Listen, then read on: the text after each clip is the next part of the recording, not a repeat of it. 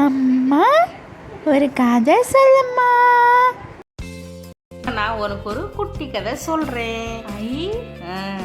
என்னன்னா, ஒரு காட்டுல நிறைய விலங்குகளோட புலி ஒன்று வாழ்ந்துகிட்டு இருந்துச்சான். என்னென்ன விலங்குலாம் இருந்துச்சுமா? அதுவும் காட்டில் வந்து நிறைய விலங்குகள் இருக்கும். அதுவும் புலி, யானை, கரடி, சிங்கம், நிறைய அதோட பறவைகளும் நிறைய இருந்துச்சு. சரியா? ஒரு காட்டில் அந்த காட்டில் வர்ற அந்த புலிக்கு ரொம்ப நாளாக பக்கத்து ஊருக்கு போய் வேடிக்கை பார்த்துட்டு வரணும்னு ஆசை வந்துச்சான். உடனே எல்லா மிருகங்களும் போயிட்டு வா போயிட்டு வா அப்படின்னு சொல்லிட்டு அந்த புலியை என்கரேஜ் பண்ணிச்சுக்கலாம். உடனே புலிக்கு சந்தோஷம் தாங்க முடியலையா. ஆனால் ஒரு சோகமாக இருந்துச்சான். ஏன், என்ன சந்தோஷமாக தானே இருந்தோம், என்னாச்சு உனக்கு அப்படின்னு கேட்டுச்சான். உடனே புலி சொல்லிச்சான், நான் வந்து இப்படியே போனால் எல்லோரும் என்னை சுட்டு கொன்றுவாங்களே, நான் எப்படி போகிறது அப்படின்ட்டு எல்லா விலங்குகள்கிட்டையும் கேட்டுச்சான். என்ன பதில் சொன்னாங்க எல்லாரும்? உடனே எல்லா விலங்குகளும் நீ அப்படி போ, நீ இப்படி போ அப்படின்னு ஒவ்வொருத்தரும் ஒவ்வொரு ஒப்பீனியன் சொன்னாங்களாம். உடனே இந்த புலிக்கு எதுவுமே ஸ்ட்ரைக் ஆகலையா. உடனே யானை வந்துச்சான். யானை வந்துட்டு, நான் ஒரு ஐடியா சொல்கிறேன், கேட்குறியா? என்ன ஐடியா? யானை வந்து சொல்லுச்சான், நீ வந்து ஒவ்வொரு வேஷமும் நீ போடும்போது உனக்கு சரியாக வராது, என்னை மாதிரி நீ வேஷம் பெட்டு போ, உன்னை யாரும் ஒன்றும் சொல்ல மாட்டாங்க அப்படின்னு சொன்னிச்சான். உடனே புலி சந்தோஷமாக துள்ளி குதிச்சுக்கிட்டு, இந்த ஐடியா நல்லா இருக்கே, ஆனால் நான் எப்படி வேஷம் போடுறது அப்படின்னு கேட்டுச்சான். ஒரு நிமிஷம், அது எப்படி வேஷம் போட்டுட்டு உள்ள போனா எல்லாரும் கண்டுபிடிச்சிருவாங்கல்ல ஊர்ல இருக்கவங்க? அதுக்கும் ஒரு ஐடியா இருக்கு. என்ன ஐடியா?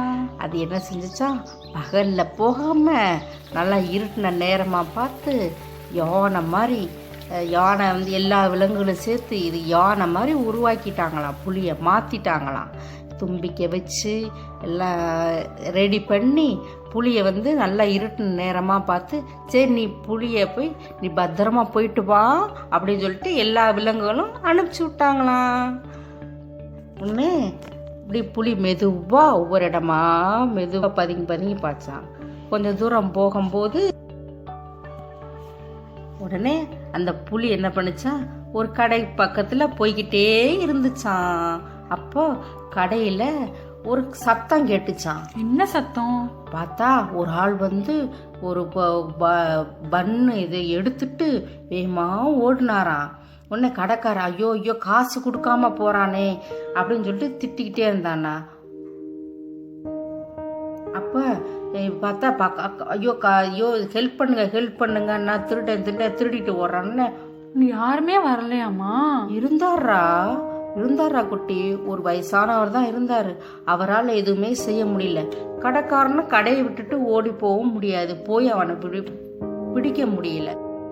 அதுக்கப்புறம் இன்னும் கொஞ்சம் தூரம் போட்டா எல்லாம் கூட்டமா கூடி இருந்தாங்களாம், சுத்தின்னு இருந்தாங்களாம். அங்க என்ன ஆச்சு? அங்க ஒரு வயசானவர் ஆக்சிடென்ட்ல அடிபட்டு கீழே கடந்து துடிச்சுக்கிட்டு இருந்தாராம். உடனே எல்லாரும் கூடி நின்று வேடிக்கை பார்த்தாங்க. ஐயோ, வேடிக்கை பார்த்தாங்களா தான், யாரும் ஹெல்ப் பண்ணுறதுக்கு எந்த வித ஆக்ஷனும் எடுக்கலை. எல்லாருமே செல்ஃபி எடுக்கிறதுல ஃபேஸ்புக் போடுறதுல இருந்தால் மும்முரமாக இருந்தாங்களா தான், அவருக்கு ஃபர்ஸ்ட் எய்ட் பண்ணுறதுக்கு யாருமே முன் வரலை. ஆமாம், ஒரு ஆம்புலன்ஸ் கூட ஃபோன் பண்ணலம்மா. ஏமா அப்படி இருக்காங்க? சரி புலி இதெல்லாம் பார்த்து வருத்தப்பட்டுக்கிட்டே சரி அப்படின்ட்டு நம்ம சந்தோஷமாக ஊரை சுற்றி பார்க்கலான்னு வந்து பார்த்தா இப்படி ஒவ்வொரு விதத்துலையும் ஒவ்வொரு இதாக நடக்குது, மக்கள் ஏன் இப்படி இருக்காங்கன்னு நினச்சி வருத்தப்பட்டுக்கிட்டே போய்கிட்டே இருந்துச்சான். அப்போ ஒரு சந்து வழியாக போகும்போது ஒரு அம்மா ஒரு கை குழந்தைய தூக்கிட்டு போய்கிட்டு இருந்தாங்களாம். அப்போ அந்த சந்து வழியாக திருடன் வந்து கத்தியை காட்டி மிரட்டி அந்த பாப்பாவை தூக்கிட்டு ஓடி போயிட்டானா. அப்போ அந்த அம்மா அலறுனாங்களாம். உடனே எல்லாரும் என்ன செஞ்சாங்களாம், பாதி பேர் ஓடினாங்களாம். இன்னும் சில பேர் ஓடலான்னு நினைக்கும் போது, ஓடணும்னு நினச்சவனை கூட இன்னொருத்தங்க, ஏன் நீ ஓடாதடா, அவன் கத்தி வச்சிருக்கான், குத்திடுவான், நமக்கே வம்பு அப்படின்ட்டு அவங்களும் போயிட்டாங்களாம். புலி இதை பார்த்துட்டு, அடைச்சா என்ன மனுஷங்க இது, இப்படி இல்லாமா நாட்டில் இருப்பாங்க, என்ன ஒரு செல்ஃபிஷ் அப்படின்னு நினச்சி வருத்தப்பட்டுக்கிட்டே சோகத்தோட காட்டை நோக்கி நடந்து வந்துச்சான். உடனே காட்டில் எல்லா மிருகங்களும் சந்தோஷமா வரவேற்கிறதுக்கு ரெடியாக இருந்தாங்களாம். உடனே புலி சோகமாக மூஞ்சி வச்சுக்கிட்டு காட்டுக்கு வந்துச்சான். அப்போ எல்லா மிருகங்களும் ஏய் எப்படி இருந்துச்சு ஊர், சூப்பராக இருந்துச்சா அப்படின்னு கேட்டுச்சான். ஊரெல்லாம் நல்லாத்தான் இருந்துச்சு, ஊர் மக்களுக்குள்ள ஒற்றுமையே இல்லைப்பா, நமக்கு இருக்கிற ஒற்றுமை கூட அங்கே இல்லைப்பா அப்படி சோகத்தோடு சொல்லுச்சான். அப்போ என்னாச்சுன்னு எல்லாம் வந்து கதை கேட்டுச்சுக்கலாம். ஏன்னா என்னம்மா சொல்லுச்சு, நான் உனக்கு கதை சொன்னேன் இல்ல, அதே மாதிரி புலியும் எல்லா மிருகங்களுக்கும் அந்த நடந்த கதையை சொல்லுச்சான். உடனே எல்லா மிருகங்களும் உச்சு கொட்டுச்சுக்கலாம். உடனே சார் நமக்கு இருக்கிற அறிவு கூட அந்த மக்களுக்கு இல்லைன்னு சொல்லி வருத்தப்பட்டுச்சான். இதுலேருந்து நமக்கு என்ன தெரியுது, மனிதர்கள் வந்து எல்லாருமே ஒற்றுமையில் கொஞ்சம் பின்தங்கி தான் இருக்காங்க.